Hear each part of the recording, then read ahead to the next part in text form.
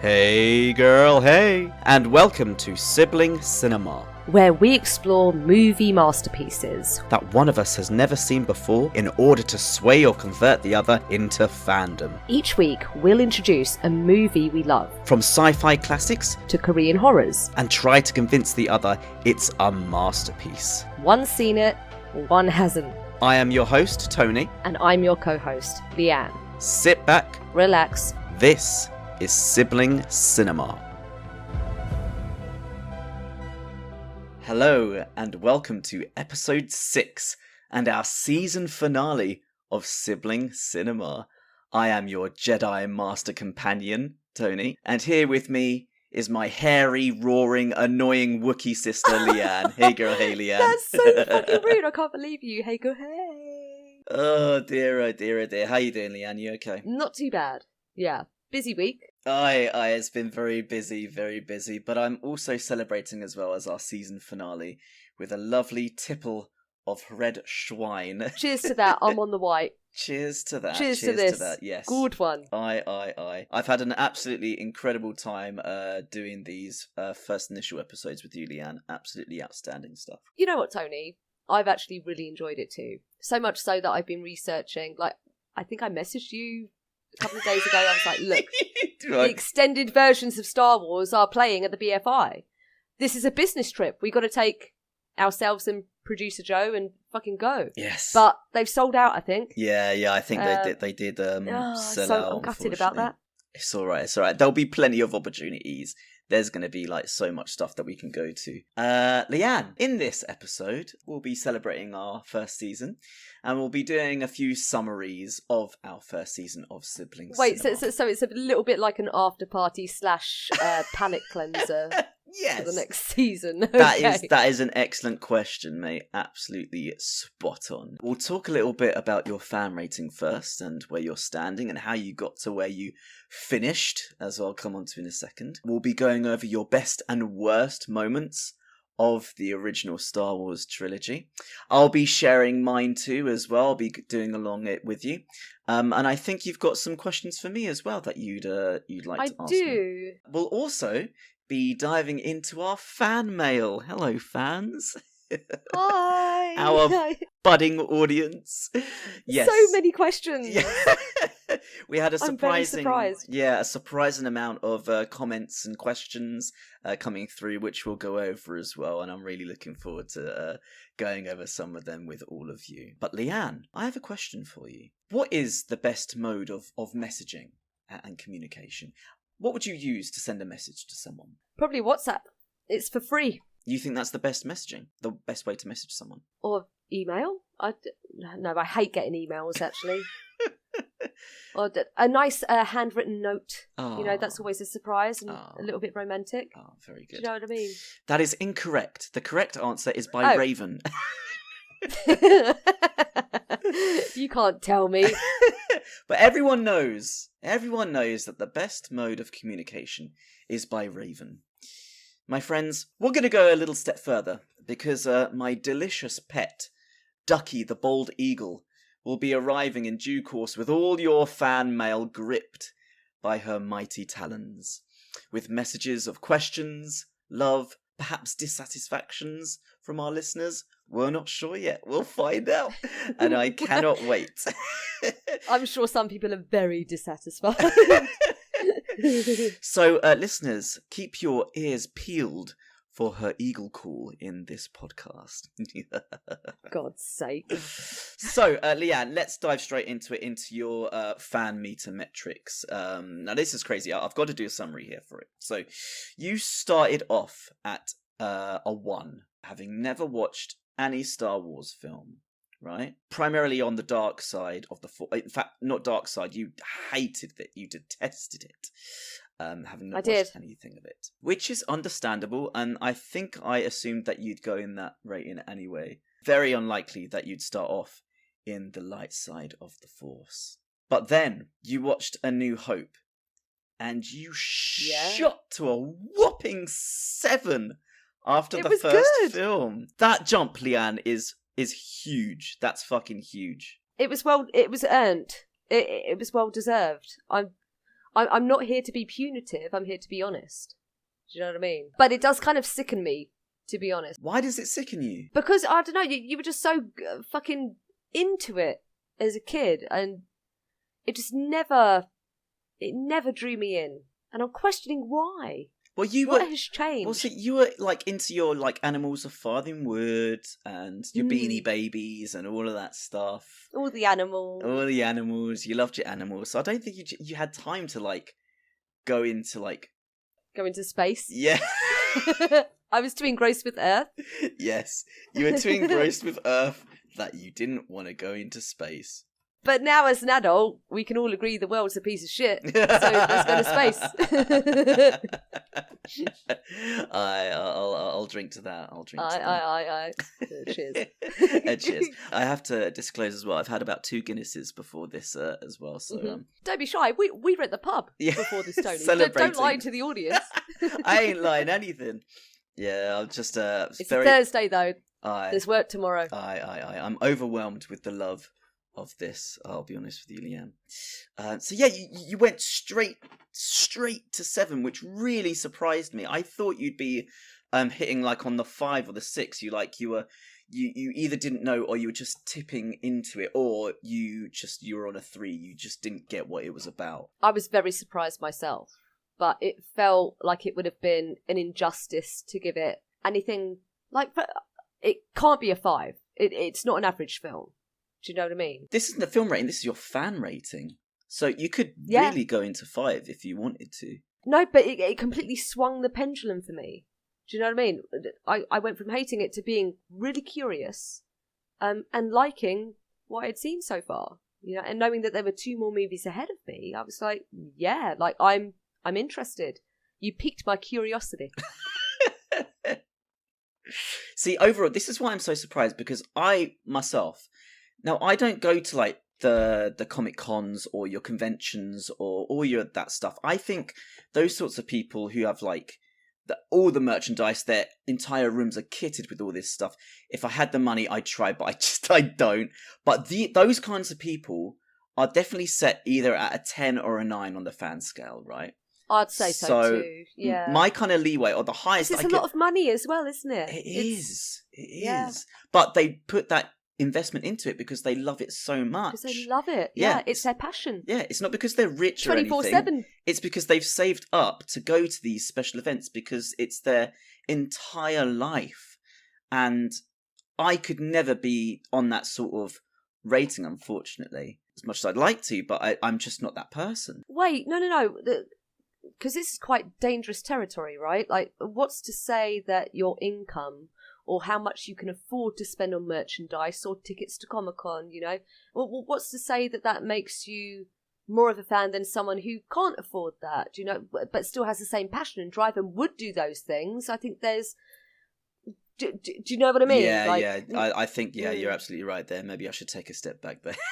Yeah. You're not a real fan unless you can afford these things. No, capitalism. No. Do you know what I mean? Tony's like, an imperial. No, because they save up, don't they? It doesn't matter if you're poor or rich. You put your investment into this franchise, right? So with that kind of being said, I'd pose myself as like a fan rating of about 8 because I couldn't.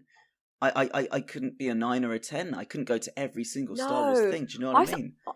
Yeah, but you would if you could. I would if I could. Time. Yeah. Yeah, so if you had the time... But those fans would make the time, right? They prioritise that over everything else, which is borderline unhealthy, I'd say. And they their weddings are like Star Wars themed or things like that. Yeah. Huge occasions Very extreme. Yeah, like big occasions are layered with that whole culture ingrained into those events. So me putting myself as an 8 and then you saying that you're a 7 really took me back, Leanne. I was like, oh my God, what? But that's weird. I didn't consider the super nerds. I didn't. I was just like, well, I like this a lot, so I'm going to give it a fucking 7. And I think you're more of a 9, Tony. A fucking 9.5. You don't do the things, but it's in your blood. Like, you are Star Wars. Do you know? You've always liked it since you were a child. Like, really young. All right, I'll put myself like 8.59. No, I think you're a fucking 9. I'd say fucking grab it by the horns. All right. Shake it by the helmet and be like, fuck yeah, embrace it. Do you know what? I think when you fall in love with a franchise or a film, if you see a work that is not up to a standard that you'd expect, you are still in love with that universe. You can criticize it, absolutely. I've criticized my fair share of Star Wars. I fucking hated the Obi-Wan Kenobi series. No spoilers. Well, whatever. We're not going into the TV series, but I have my criticisms, but I still love it because I want it to be the best, which it can be. And I still think it can. I think it's very similar to my experience with Lord of the Rings, right? Because then The Hobbit started to come out, and that was totally shit. Yeah. But it didn't kink my armour and my love for Lord of the Rings and, you know, Frodo and Bilbo and those characters in that movie. But Star Wars is so much bigger than that because there's so many films and spin-offs. This feels like the biggest franchise that I've ever tackled, apart from Disney films. Do you know what I mean? Like, there's just so much to get through. There's so much content. Believe it or not, the Marvel universe is way bigger. Oh, then I'll just shut the fuck up. I don't know what I'm talking about. No, you're absolutely right, though. That Star Wars is gigantic, and I hope it hasn't been that intense for you. No, you know what I've really, really tried to do is, like, not falter under the pressure or seek a certain opinion because of pressure or what people might think and yada yada. Because I've heard some things over the years, right, about Star Wars. Like, I knew a few spoilers, rah, rah, rah, but I've never just sat down and enjoyed the film for myself. So I had to exclude any white outside noise. Like, I had to just immerse myself. Yeah. And that's what I did. And it helped when you were like, turn off the lights, turn it fucking up, and just watch it and see what you think. I didn't want you distracted with your phone or whatever other kind of thing in there. I want you to pay attention to this film like I did when I was 7 years old. You started with a 7. You then watched Empire. Yep. And it went up by 1. You were at an 8. An 8 on the fan reader. That's insane. It was so good. It was better than A New Hope, I think. That's just my humble opinion. I'm a New Hope guy. Wait, why?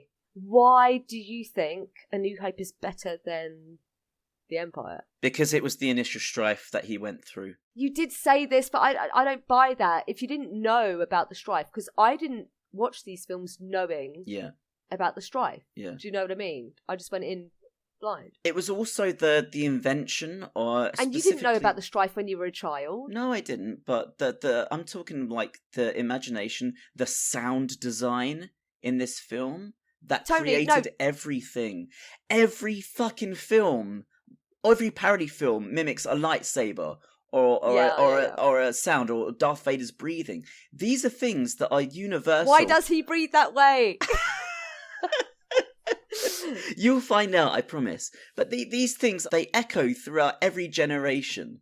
And it's visible in cinema even up until today. But Tony, you're speaking to me like an adult who has seen Star Wars and dissected it and really thought about it. When you were a child, which one was your favourite? Before you knew any of this bollocks. I'm talking raw cinema experience. That's a great question. Do you know what I mean? Yeah. When I was a child, I did love Return of the Jedi because Luke was cool. Luke was cool, but the emotional kick right at the end really got me. It really, really took me when he's in a rage against his father right at the end. Just everything about that scene is really, really beautiful. Did it make you want to murder Dad? No. No. So I weaseled that out of you. But knowing everything that you now know as an adult, you are 100% A New Hope, right? Correct, yeah, 100% New Hope. That is the best Star Wars film, in my opinion. Yeah. So when you did watch Return, you dropped your rating from 8 to a 6.5. I did. Which is a 1.5 drop. Tell me, why? I would have thought, like, because you've enjoyed the last 2, I thought, I did think it would go down, but not by 1.5. I thought it'd be like 0.5 or something like that. No, it was way too silly in places for me to ignore. It had to be taken into account. And what I liked the most about The Empire is that it felt darker. And it was difficult because I was like, oh, that's very harsh. But the more I thought about it, and the more I compared it to A New Hope, which was a 7, it was worse than that film. So I had to, in my opinion, in my silly opinion, right? So it couldn't be a 7. It couldn't be on par with that in my mind's eye. That's actually really, really clear. That's a legitimate reason. Yeah, I just hope that makes sense. Yeah, that makes a lot of sense. And do you know what? Placing yourself on the light side of the Force after these 3 first films, I'll fucking take it, mate. Tony, I'm so surprised. I really did think I'd be at a 4. Do you know what I mean? Or a 3. But pleasantly surprised. And I give credit where credit is due, and I'm going to be honest. And yeah, that's how I felt about it. Now, I do need to divulge to our listeners a few details here, Leanne. Ever since finishing these films, you have sent me and the producer, Floppy Legs, countless Star Wars events for us to visit and go to. No, not one. No. There's been several. You sent us one about the uncut version of Star Wars being aired at the British Film Institute on the 12th of June. Yes. You then sent us a web link to Galaxy Edge Hollywood Studio Theme Park in California, and went on and sent us a price breakdown of how much it would cost. We can't afford it. It's 9K. It's 9K. It's 9K. You asked if Darth Vader would be there, and then you genuinely said, "Does anybody have 10K?" Right? We're not finished yet. Oh, please. You then went on to find Spaceballs, the parody Star Wars film, wanting to watch it. Yes. Is it good? I watched it years ago. Do you know what? I think I need to watch it again because I think my view of it is probably a bit shaken now. I think it'd be jokes. I think it'd be like Airplane, but just Star Wars. It very well may be. I need to watch it again. You sent me a YouTube parody video of Reggae Wars. Oh, I fucking love this so much. I listened to this on the way to work. Obi-Wan. Yeah, which are like Star Wars characters. Believe in me, brother. Who are saying their lines in like reggae music fashion and very catchy, I must say. Yes. And then finally, you sent us a link to a newly opened burlesque bar titled The Empire Strips Back, quoting, "I'm going here to drink some whiskey." Let me read you the description of this experience, everyone. "Let us deliver you to the dark side. With comedy and allure, loving detail and hilarious parody, The Empire Strips Back drops classic Star Wars characters into the world of parody. Be prepared for some seriously sultry stormtroopers. They got boobs. A dangerously enticing Boba Fett, which was belly dancing. Yes. In the video. Some tantalizing Twi'leks, which are an alien species. I don't think I went I don't know what they were. A delightfully lukewarm Taunton. A lukewarm, oh no. And a ladylike Skywalker. The droids you are looking for, and much more. Sounds amazing. I'm going alone. Like, you guys don't need to come with. What I'm getting at here, Leanne, is you are a Star Wars fan. This is evidence now of you sending us shit to go and view, go and see, watch more things about that. Can you, like, confirm to us? And don't deny it. Exhibit A, motherfucker. Oh, you got so many receipts. Then. You are a Star Wars fan, yes or no? Well, I'm on the light side. Like 6.5 is a fan. Yeah? Yes. I don't know everything. But I really enjoyed these first 3 films. And I like the characters. And I like the aesthetic. And I love so much about them. Oh, honestly, yes. Tony, thank you. You just said the L word, and I've been waiting for you to sell the fucking L No. word. You loved it. You loved it. No, you said love. You just said love there. All right, let's move on. Let's go to our... Yes, move past my shame, for fuck's sake. Stop shaming me. Let's go to our sibling roundup. Leanne, you have watched all 3 of the original Star Wars films now. Yes. So, having watched them all together, and the full story, and the entire experience, and the whole story arc, we will be identifying a top 3 for the following categories, okay? So, number 1, who are your top 3 best characters of this trilogy? Oh. This would have been easier had I not seen Return of the Jedi. Right. This complicates matters. I think Vader's number 1. Oh, shit. I wasn't expecting that. To be fair, your whole line manager thing that you've been talking throughout. It's so funny. It's so funny. He's so cursed as well, like, and he does the right thing in the end. Do you know what I mean? Like, yeah. I was rooting for him to do it, and he did it. So Vader's one of them. Leia, even though I wish something different happened with her. Like, maybe I'll get into that a little bit later. But Leia, because she was strong, she was sassy, she was competent, she's intelligent. The gold bikini, like, she's my screensaver. Leia, mate, Leia. And my third, and this is tough because it's between the two. You know the two. Mm-hmm. Who are you gonna pick? It can't. Can it? Fuck! It can't be that. I'm gonna go with Mr. Solo. Oh, I was not expecting that at all. Oh shit! I thought you were umming and ahhing about either C-3PO or Luke Skywalker. No, I was kind of like thinking either Han Solo or Luke. That's very interesting. Oh mate, so just to confirm, your number 1 favourite character in Star Wars so far is Darth Vader. Yes, I want to meet him. Followed by Leia, followed by Han Solo. Yes.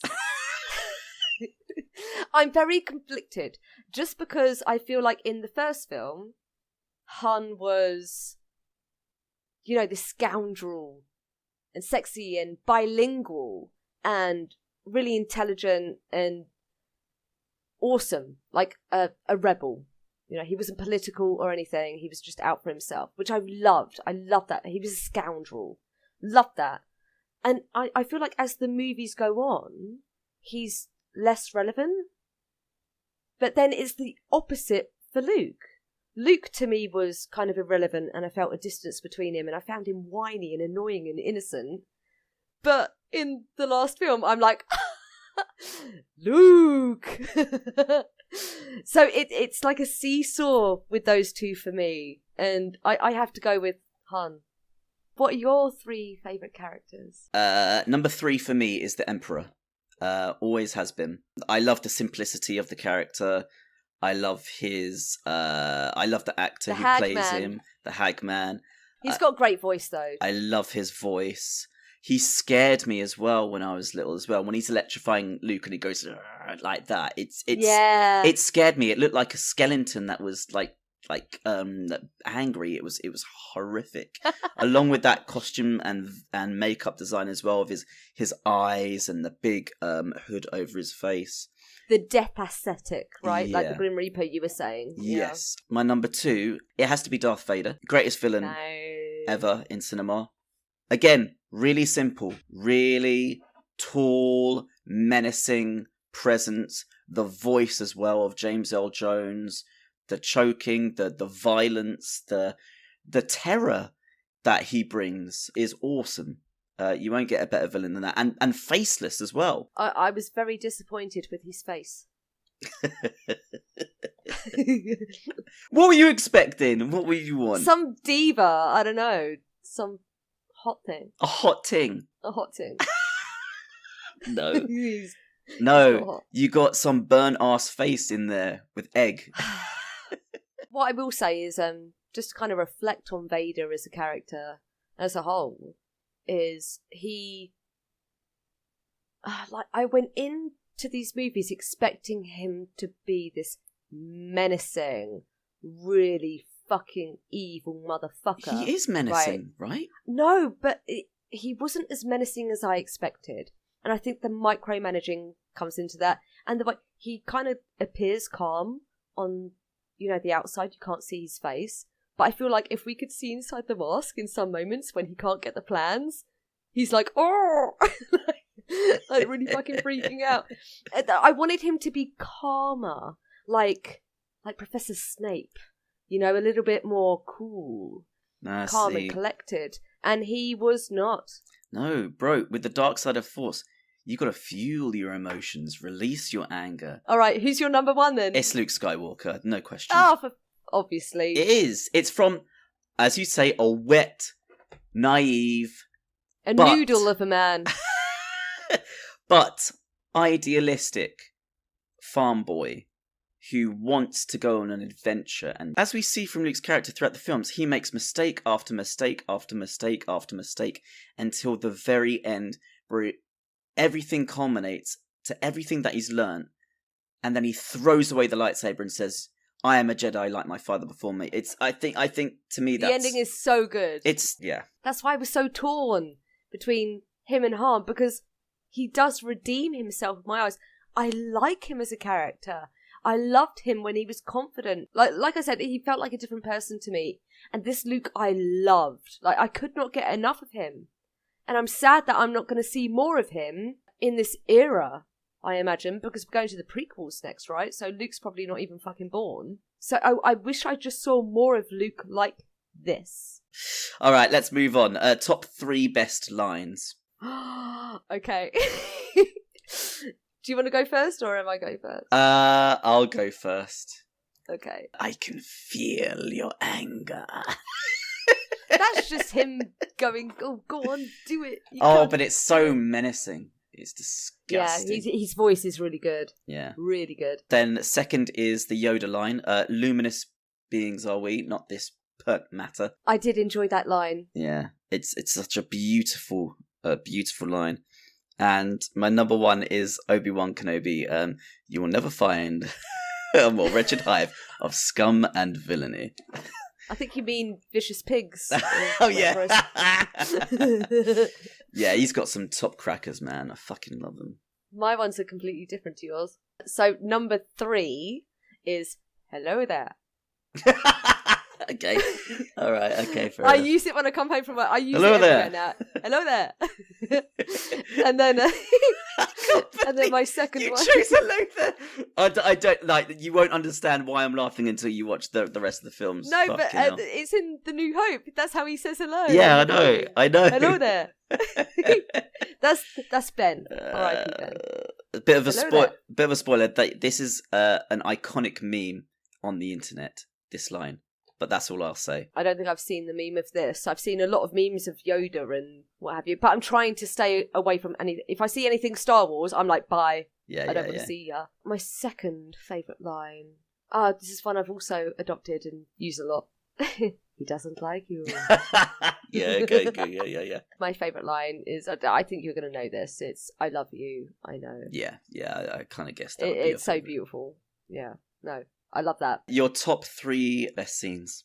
I think the ending of The Empire Strikes Back, I think that's just so stunning. That's got to be number 1, right? That's got to be number 1. It's so sick. Right, that's number 1. All right, okay. The ending of The Empire Strikes Back. Then I think it's the cantina. Nice. Just because so much goes on, and Obi is the goatee in that one. And then I think my third one is the Jabba the Hutt party. Like, just that whole first act, I just thought it was great.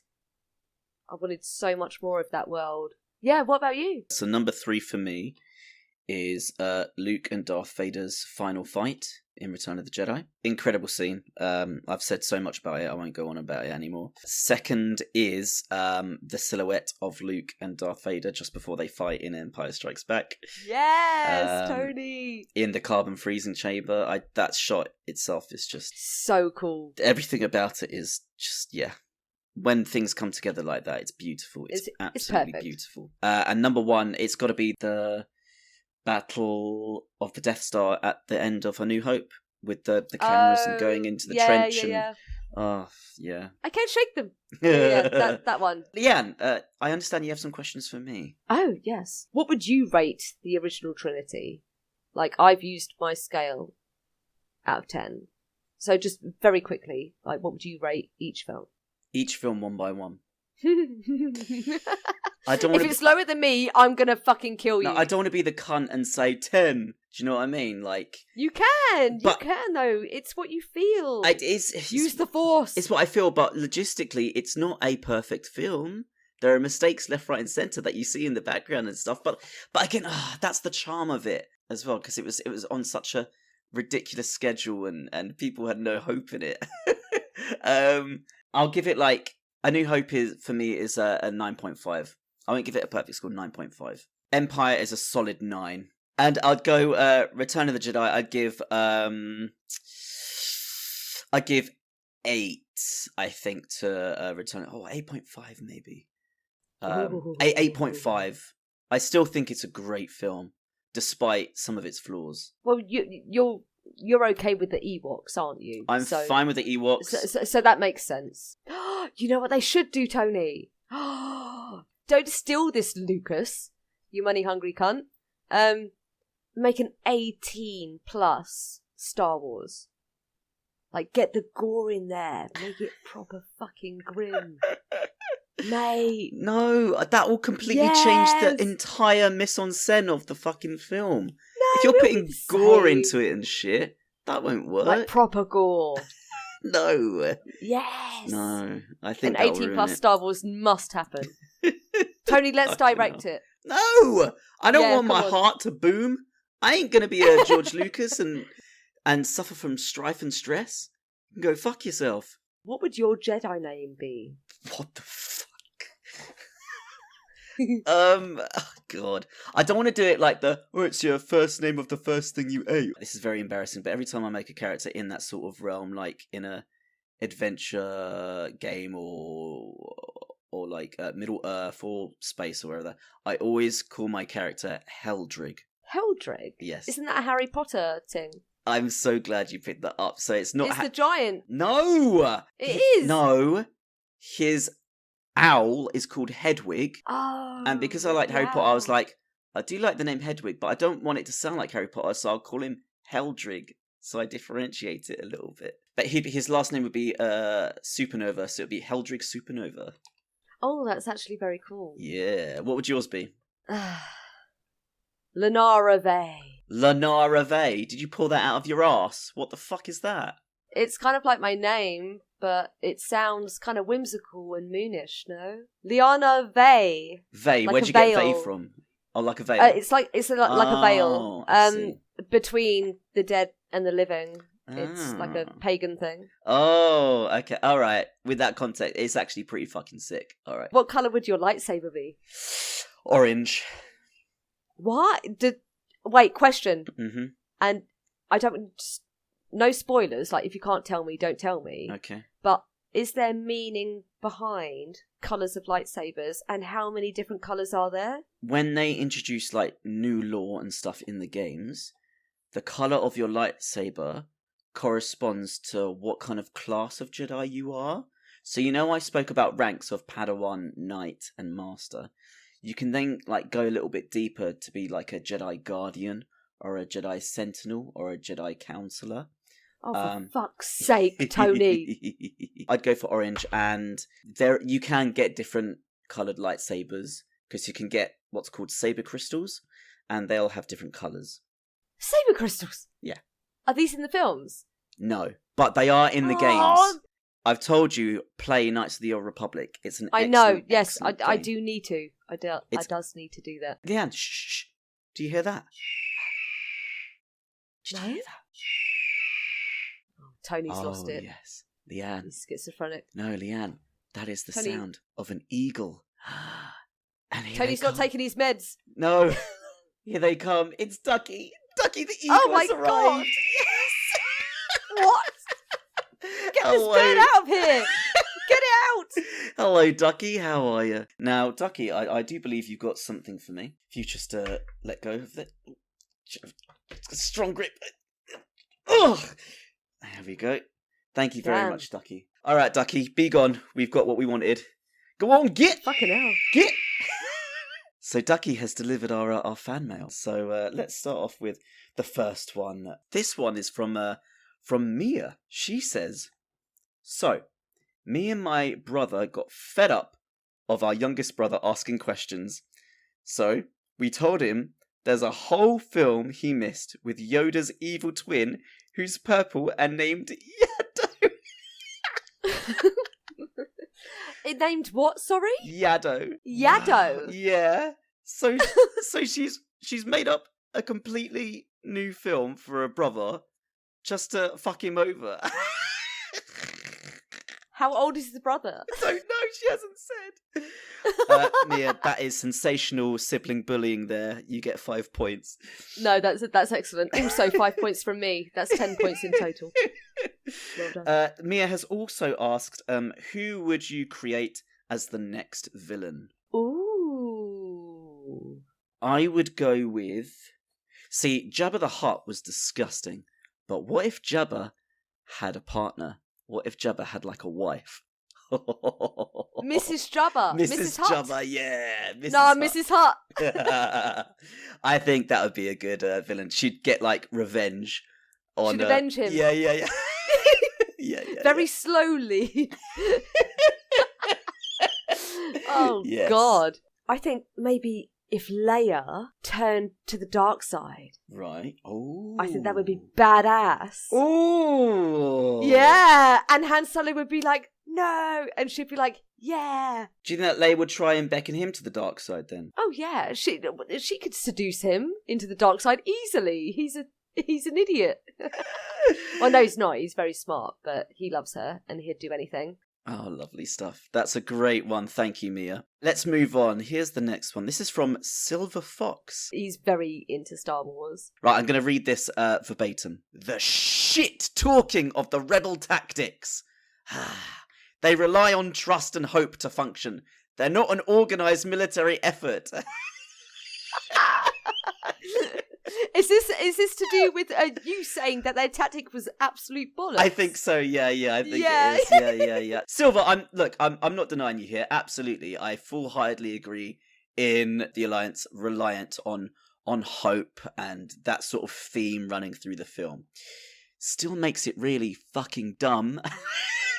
You want to send your fleet, but nay, your entire fleet, including your top admiral staff, your medical frigates. It's a trap!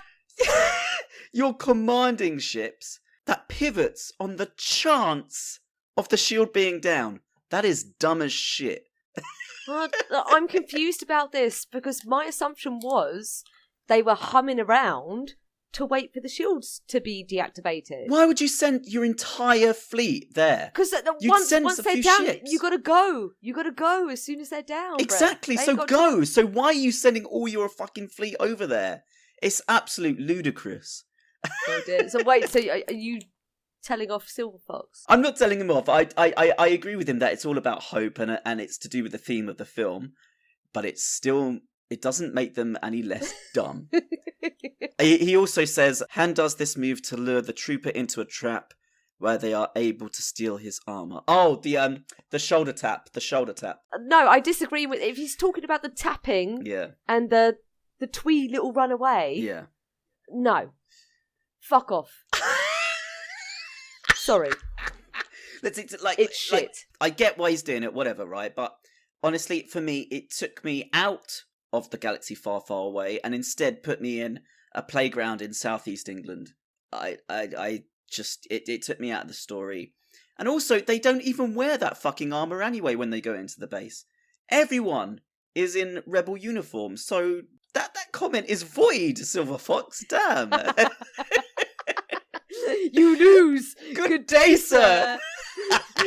He doesn't like you. Yeah. Silver Fox, we love you, mate. Thank you very much. Yeah, we do. On to the next one now, and this one is from Harvey. He says, "Yes, Tony and Leanne, fucking love the podcast, guys. Keep it up." Aww. It is very nice. Thank you, Harvey. He says, "Thank you, Harvey. I got a question for you both, but especially for Leanne, as she is new to Star Wars." Oh dear. So here's his question. If you could change one decision made by a character in the trilogy, for example, like Han going after the stormtroopers on the Death Star, or Lando's deal with Vader, what would it be, and how do you think it would impact the story? God, that's a good question. Two things have immediately sprung to my mind. Right. My first thought is Luke joining the dark side, but out of fear and confusion, and then maybe he could change his mind afterwards, but get close to the Emperor and then sabotage them from the inside and keep contact with Leia kind of secretly. I think that'd be cool. Or, just in general, I think more depth into Leia being Force sensitive. Like, I feel like it's very much skirted around. Maybe she could have some nightmares or some dreams or some flashes, or do you know what I mean? Like, that's a decent shout, yeah.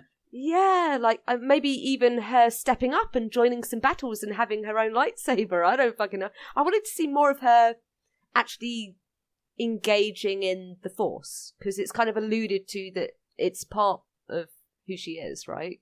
I'd be interested to see if Darth Vader does capture the crew right at the end of Empire and they don't fix the hyperdrive. So the decision of R2 not being able to fix the hyperdrive. Oh, yeah, what would happen? What would happen to that crew now that he would have Luke on board as well? They'd get choked.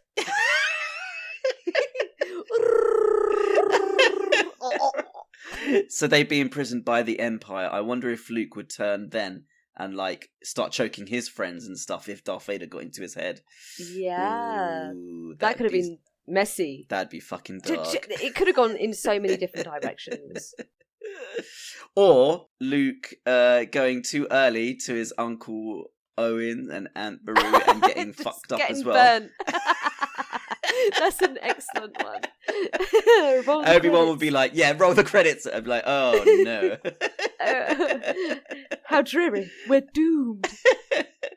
Harvey finishes it up with, keep up the amazing work. Thank you very much, Harvey. That's very sweet. Thank you, Harvey. Mucho's appreciation. Next on the list is from Marie. She asks, my daughter has watched and liked it. She asks, what are your thoughts on the kiss between Luke and Leia? My daughter feels there was no need for that scene. The writers could have picked anyone else to make Han jealous. That is an excellent, excellent point. I agree. I think it was completely unnecessary. It doesn't really go anywhere. When the penny finally drops, she's just like, I've always known. It was never a big thing. Yeah. And it felt false to me. It was like, yeah, we're going to have this really interesting twist. Yeah. But when you get to the twist, no one actually reacts. And I was like, oh, well, who the fuck cares then? Yeah. It was gross, unnecessary. I'm not sure what Lucas was thinking. Throw in some incest. That's what it needs. No, Mr. Lucas. Well, in my eyes, I agree with part of you, Marie. Like, there is definitely other ways to make Han feel jealous. So that they could have approached it in a different way. However, a random stormtrooper, mate, a really hot, tall stormtrooper. What are you talking about? They're against the stormtroopers. Yeah, but one could have been her friend. Oh my she was God. captive there for a while. She could have formed a bond. Donkey. Right, that's something I'd fucking change. Yeah. What? Super trooper. Fuck's sake. But like, sorry, go on. When you see, like, cast your like head back to, you have no idea about this twist about Leia and Luke being brother and sister, right? You have no idea about that. You see the scene happen.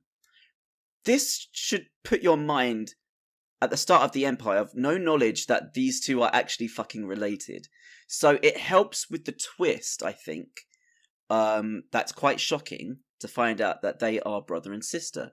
It was shocking for us, but no one else seemed that bothered. Yeah. If I'm being honest. Yeah. So that kind of lost its impact for me. Yeah, we were bothered. We were like, oh my God. But the characters on screen, oh my God. But the characters on screen were just like, I knew. And it's like, did you? I completely agree with Marie's daughter. Unnecessary. As disgusting as it is, I think it prevents us from making that link before the twist happens. But also, sorry, I'm really going to boil this down and fucking stick a pin in it. What is the point of knowing this? It doesn't change anything. It doesn't really affect Luke. Or like, no, it doesn't. Sorry. But it does at the end, because Vader's like, oh, I'll just turn Leia to the dark side, and because she's the sister, that's why it's impactful. Aye. But the kiss did not have to happen. I completely agree. Thank you, Marie. Mucho's appreciation. Muchas gracias. Muchas gracias. Let's go to the next one. So this one's from Jasmine. Your full Star Wars Hear Me Out list. I think you should go first. All right, I'll go. Right off the bat, Governor Tarkin. Who's that? The fucking governor in A New Hope who's, like, interrogating Leia. Where is the rebel base? Him. Yes. Why? Right, That's so fucking weird. He's evil, but he's also very courteous. And I think he would have that sexual behaviour in bed. You know? He'd even say, "You may fire when ready." I fucking love it. Yes. And also that android man from Empire, the one with the thing. No, Tony, he's the worst character. Who the fuck is that guy? He's the worst, but in terms of hearing me out, you can program him to do whatever the fuck you want. Damn, Tony. Then why not C-3PO? Oh, come on. He'd be like, "Oh, should I do this?" No. Get the fuck out of here, C-3PO, you cock block. Fuck off. You're not ready? You're not ready? A cock block. Yeah. He'd be the worst. Wait, he's not on my list, man. I'm just saying, you're the one that picked a fucking droid. Like, where are the women in your choice? Are there any? There's Mon Mothma. I think she's pretty sexy. Who's that? Return of the Jedi. She talks to the troops. She's got short hair. She's in a white dress. Oh, yeah. She's got power, boy. Yeah. That's my list. That's not very long, Tony. Mine's a lot longer. I'm worried. Fucking up. Well, obviously Darth Vader's going to be one, because you keep on harking about him. All right, so hear me out. Vader, that voice, the choking, the power. Fucking hell. It's soothing. Jesus Christ. And then he has to get out of the mood and micromanage things, right. But I think he'd be very effective if using the Force. Yeah. Why not? I think I know you. I could make him breathe worse. Oh, Jesus Christ, man! Don't make him wheeze. Shit. I'm gonna make him wheeze. Wheeze, bitch, wheeze. Okay. Can I say Leia first? Because obviously she's there. Standard. Ass and titties, pretty, feisty. I wouldn't want her to pursue me though, so I would have to impress her with how much I hate things. Right. Okay. I would want her to want me. What? That's how you would impress the princess? I could never ask Leia out for a coffee. Why not? She either likes me or not. I don't know. I would have to impress her in some way. She would have to initiate. I'm not going to initiate. By showing her things that you hate? No, impressing her with how fiery and bitter I can be, like she is sometimes. All right, okay. You know, kind of toxic, yeah, but I would change my personality for her. Right, okay. So that's bad. It's not love, it's a crush. But she knows. All right, fair enough. Yeah. What's another one? I've got two more, Tony, but I'm really worried about saying these. Say them. Jabba. What? The tongue, the stamina, the power, the chains. What the fuck, Leanne? Excellent taste in underwear. Excellent taste in underwear. Mega dom. Oh, God. I would just eat grapes all day, mate. Easy life. Fucking hell, man. Obi-Wan. Okay. That's okay. It's better than Jabba. Wisdom. Yeah. The Force. Yeah. Being a spirit, he could do things. You know? And he's got a calming voice. Oh, God. That's a horrible question. Thank you. But honestly, I'll just fuck the galaxy for the experience, mate. Never say never.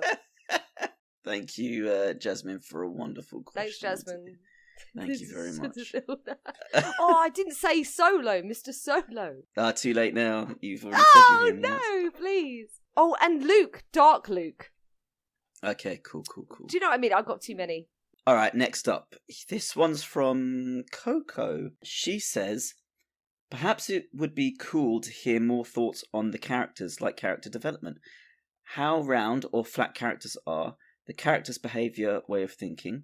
So basically, what she's asking, do they think the characters are well written in Star Wars? I will say, in the original trilogy, And I think overall as well, they're written really well. They're well written. How you know like a character's well written is that you understand them. You know their goals, you know their motivations, and you understand their obstacles. If you can get those three things, that's a good, well-written character. Lastly, and most of all, a good character is defined by their growth and change.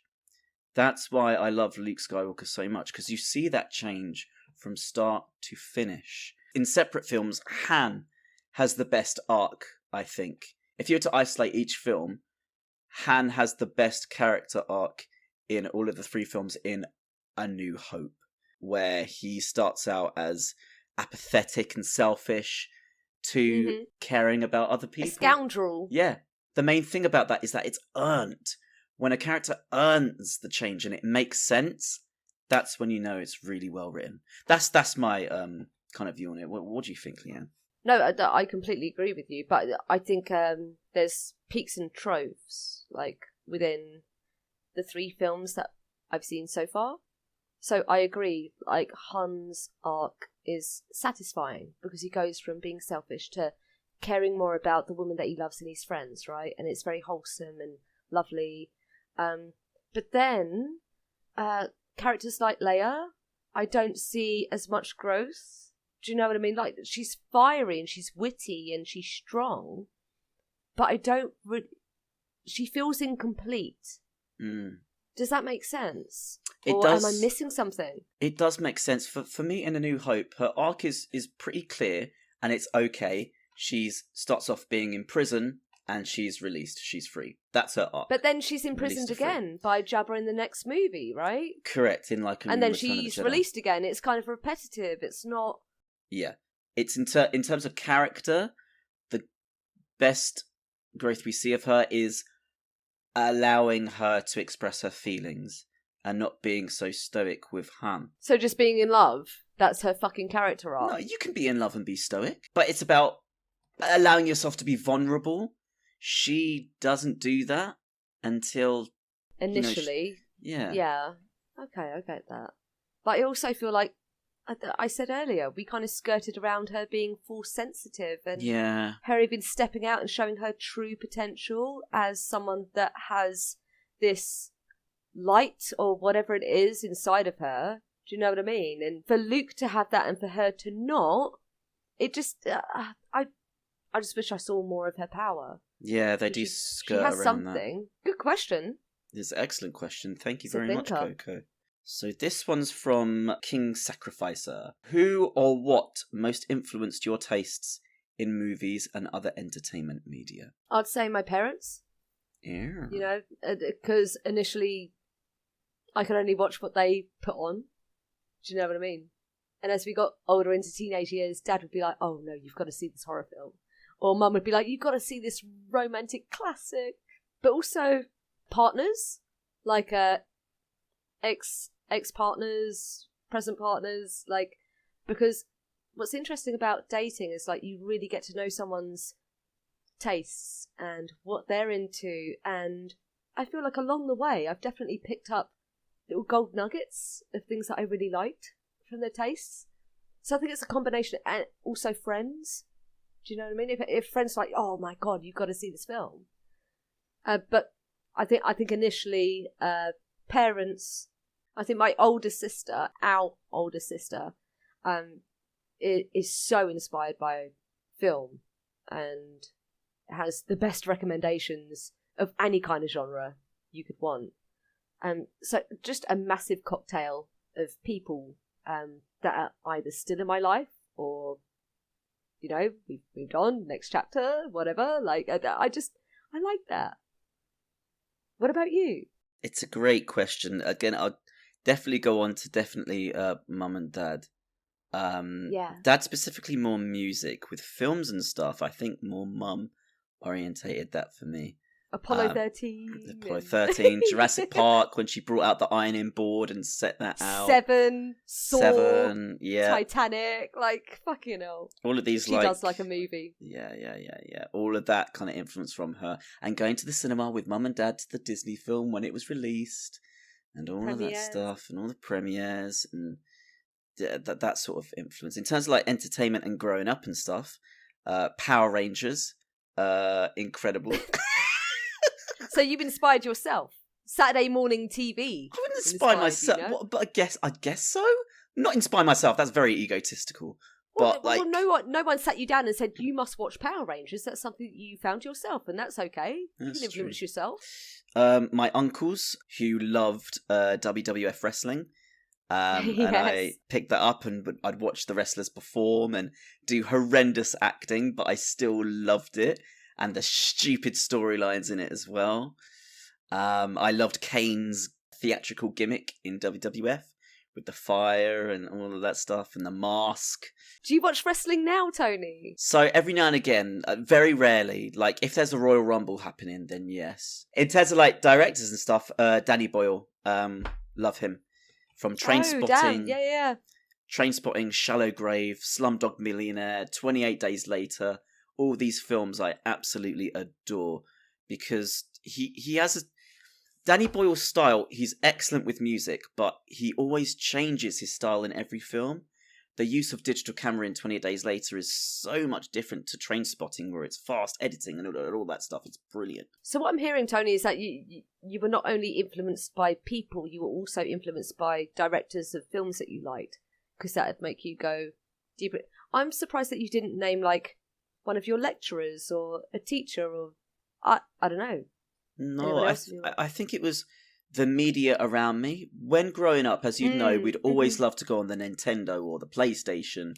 There's always something in front of the screen which I was always transfixed over, which has gone on to later generations with your iPhones and all of that stuff. Of course. We understand. We understand, absolutely. We're not that old, we promise. Yeah, I'd say those are my kind of biggest influences. Let's move on. Elishiva, she's asked you a question, Leanne.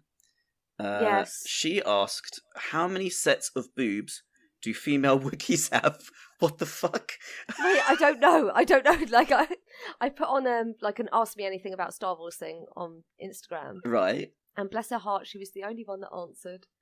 And I was not expecting this from her. She's so amazing. But I opened it up. It was this question. I was like, is there an inside joke that I don't know about? Because if there is, then I'm very sorry. But my initial like gut response is like, well, I imagine they're a little bit like cats. So maybe 8 to 6 nipples, which means 3 to 4 sets of tits. Yeah. Is there an answer to this question? Can you enlighten me? I'm a Star Wars fan. I'm very confused. I don't know the fucking biology of a fucking Wookiee. I have no idea, man. It's what you make of it. I'm assuming that they have the same nipples as humans because they're humanoid shape, but that's all I'm going on. What a strange, amazing What a question. strange question. It kept me up last Elishiva. night. I was like, what does she mean? Like, is there something I'm missing?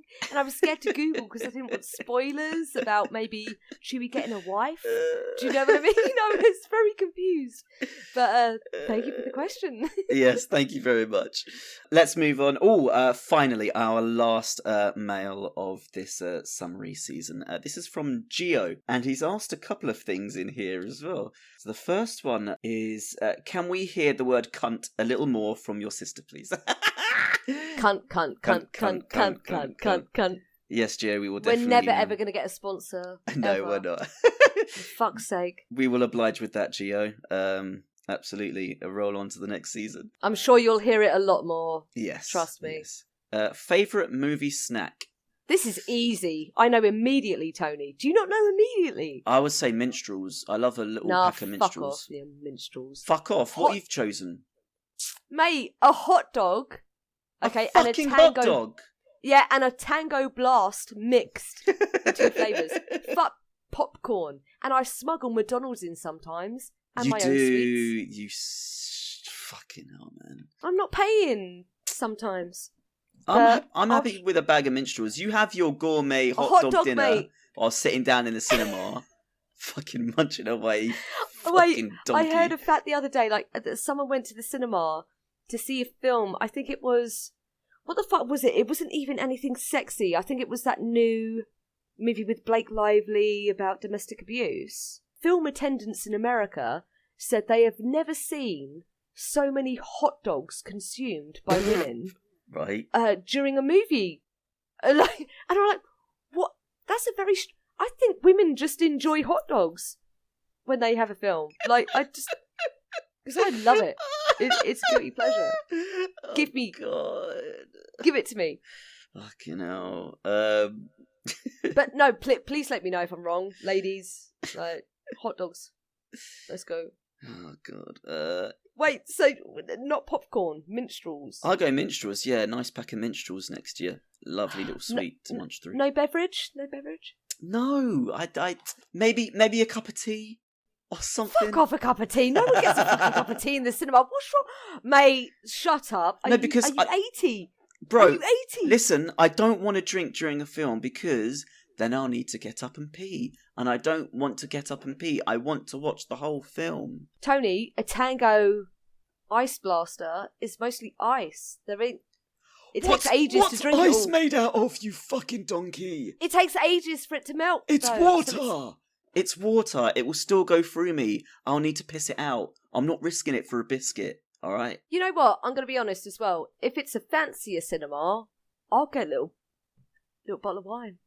You know those little ones? Oh, like Everyman Cinema, that sort of thing. Yeah. The leather chairs where you can really fucking kick back. Yeah. That's a decent shout. He's also asked, rom-com or horror? Horror. Yeah, horror for me as well. Yeah, I feel like with horror, there's a lot more experimentation you can do. You can do it on a low budget. You can create tension really, well, not easily, but it brings out your experimentation to make those sort of films in those settings. I think they're way more creative. They're way more interesting. I agree, yeah. Rom-com has a template, right? It's the kind of soft focus. Love is in the air. Will they, won't they? Bumpy, will they, won't they? All that stuff. And it's always happy. Like, just do one, mate. No. You couldn't make me watch rom-com, I don't think. He's also asked, theatre or home for a film? It's got to be the theatre.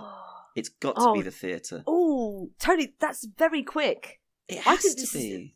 If you want a true film experience, go to the big screen. Right. I need to sit and think for a second. This question feels complex to me.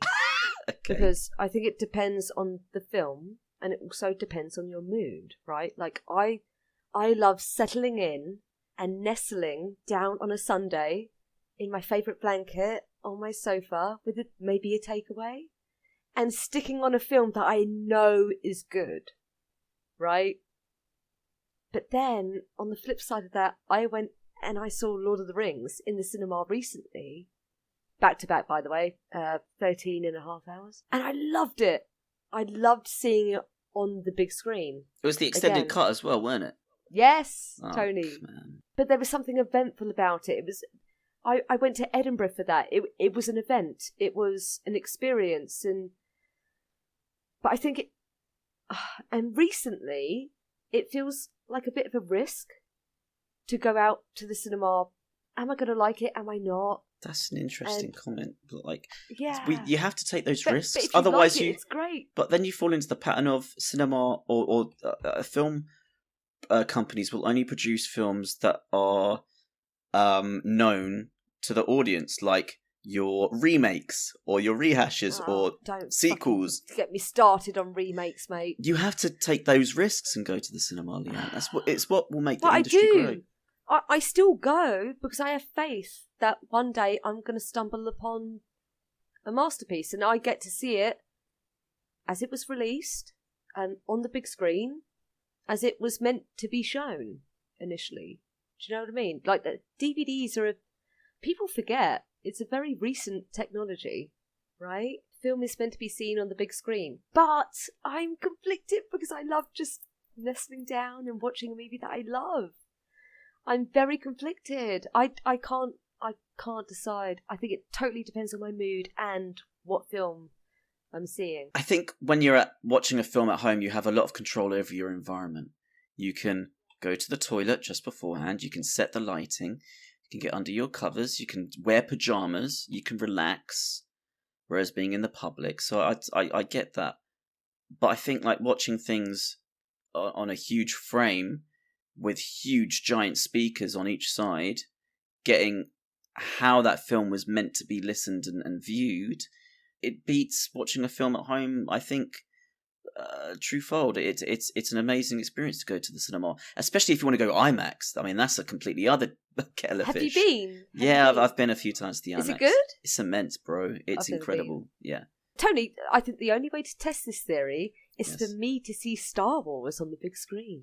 I would love for see you how to it do compares. that. If you can That find, would be amazing. if you can find a cinema outing where they're playing. Well, I did, New Hope. but they sold out. Those are the Ugh. uncuts. Those are going to be footage that we haven't seen, and it's going to be super, super long, innit? Yeah, that's Tony. I did Lord of the Rings uncut, bruv.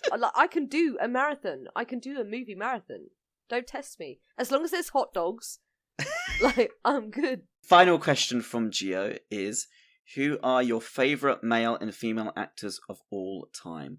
One of each only. I think I've got mine. Can I talk you through my brain? Because Yeah. my brain is going very fast right now. Go. So for female, I'm thinking Ellen Ripley from Alien, or Clarence Starling from Silence of the Lambs, Shit. Okay. or the bride from Kill Bill.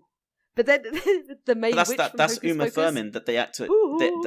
the actor Uma Thurman. Then And then male, Forrest Gump, Tom Hanks. You think Tom Hanks is like your favourite actor? Christian Bale, Patrick Bateman, Scarface, the Joker in Dark Knight, Heath Ledger.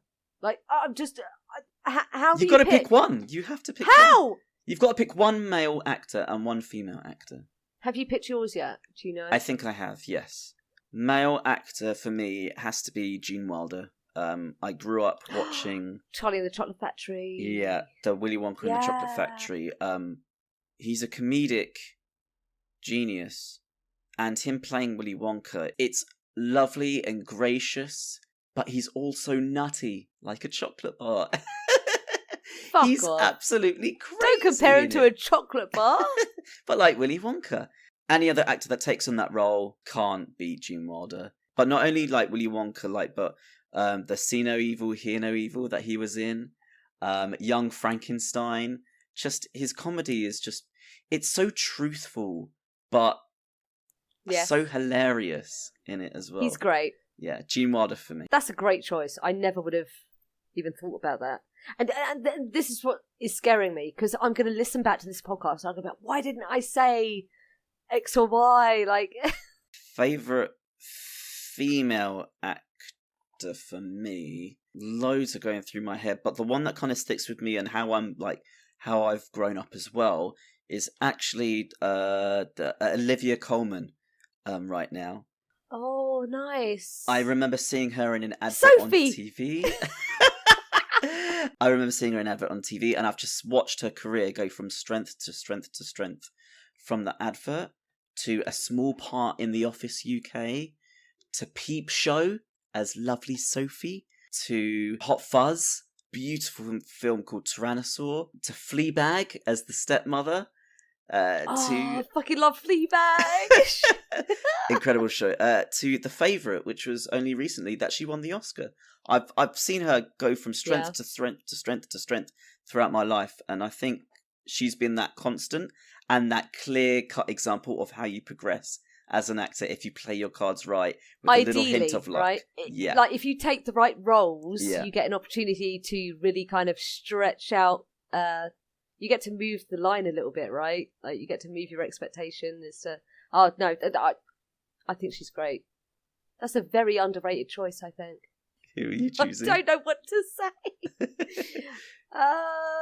Tony, this is so hard, but I think I have to say my favourite actor is Al Pacino. Yeah, I thought you'd say that. You had posters of him in your room. I remember that, the did. Scarface poster. I adored him. Yeah, not just for Scarface, but for Devil's Advocate. Yeah. Like, he plays this fiery fucking lawyer, and he plays the devil. He's the devil, and yeah, I fucking love that. But also Michael in The Godfather. That's a very progressive arc as well, isn't it? He gets darker and darker. It's I love The Godfather. I love he's it. incredible. Just the Al Pacino, Heat Have you seen Heat? Yes, I've seen Heat. That's with Robert De Niro as well, isn't it? When they meet for the first time. It's so funny. Oh, it's a lot of fun. Yeah. Right, so Al Pacino. Okay, that's your male actor. What about your female actor? I'm going to go with Kirsten Dunst. What a choice! And very underrated as well. She's Very awesome underrated. in Melancholy. Have you watched that? She's fucking awesome. No, I haven't. In it.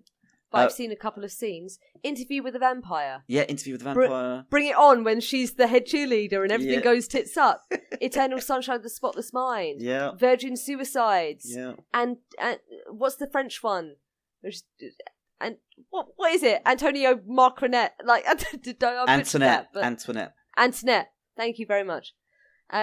She is underrated and she's really good. She's got that subtlety to her. She's not over the top. She's not a bimbo. She's none of that. She's very subtle and earthy, I find. Yeah. What a really shout. good. That's a really good choice, Leanne. Like, I think like people overlook her because of her role in Spider-Man, which was a huge mainstream film that she was a part of, and then she was kind of siloed to those sort of roles. She was, wasn't she? When she actually has way more depth than you can imagine, and she's actually really fucking good performer. She's great. What a shout. Yeah, great shout, Leanne. Woo! Woo! Gio, thank you very much for those questions, man. That's a great question. Yeah, lovely stuff. That concludes our mail list for this season, and thus this season is complete. Fucking hell. Cheers to that. Cheers to that. Aye. I'd like to thank everybody who has been listening in to this podcast. It was just an idea on a whim that I wanted my sister to watch Star Wars and for her to show me films that I haven't seen before as well. And it's evolved into this, really fun little project that we've been working on, which has been really good and really enjoyable. Hell yeah, man. I want to thank everyone too. Like, thank you for even listening. And it has been a lot of fun. And it can go in so many different directions now. Like with movies, there's so many different movies to talk about, guys. So just write on in. Maybe suggest some shit. Like, it's going to be difficult. It's a great to find something. shout. Yeah, throw in suggestions. some suggestions there, absolutely. We will be taking a very short break, 1 week to be exact, but we'll be back with our season 2 first episode on May the 4th. Can you figure out what film we're going to be watching then? The episode 1? Yes, well done. What's it called? I'm not telling you. Tell me. It's called The Phantom Menace. Okay. Yeah. So we will be starting with the prequel Star Wars trilogy and working our way through that. We will also be watching a film as well that Leanne is showing me that I haven't seen. But yeah, that's pretty much our full sum up of this season. Thank you very much for listening, and we'll see you on May the 4th for our season 2 opening episode of Star Wars Episode 1, The Phantom Menace. So the only thing to say now, Leanne, is fuck off, and I'll see you in 2 weeks. May the Force be with you, motherfucker. May the Force be with you. Alright, bye. Bye. Thank you for listening to Sibling Cinema. If you enjoyed this episode, stay tuned for more arriving weekly. Make sure you check out our Instagram page, sibling_cinema, where you can listen to extra exclusive content and drop us a like, a share, or even a message if you'd like. Don't be shy. Until next time, roll on the next reel. Edited and produced by Floppy Legs.